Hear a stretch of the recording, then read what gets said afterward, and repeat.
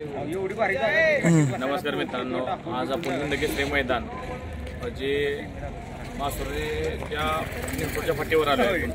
स्वामी आणि साहिल एकत्र पडलेत आणि मित्रांनो 29 मध्ये अतिशय सुंदर गाडी पळाली मित्रांनो. आणि साहिल म्हटलं तर आत्ता नवीन उतरलेला कोंडातून आलेला जबरदस्त स्पीड लागले त्याला आणि त्यावर स्वामी आज खूप सुंदर पळाला.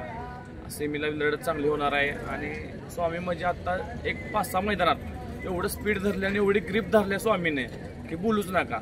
आणि मधनं जर गाडी लागली स्वामीची तर कोणी म्हणायचंच नाही माझी गाडी लागणार म्हणून.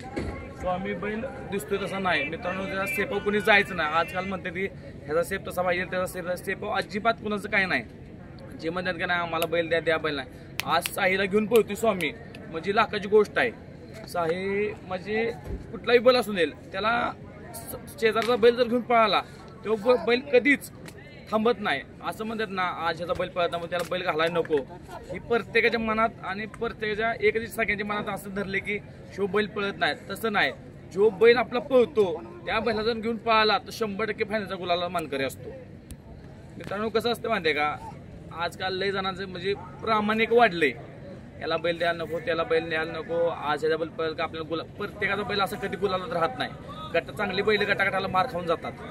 आज आपण विचार करू आपला प्रत्येक मैदानात गुलाल राहायला पाहिजे असं होऊ शकत नाही. असं काही जण म्हणतात आज माझा बैल इथं फायनल नाही. ज्या नशिबात जे घडून येणार त्या येणार. तसं आज स्वामीने करून दाखवलं. सेमी 29 गटामध्ये तुम्ही बघितलं काय गाडी पळाली मित्रांनो.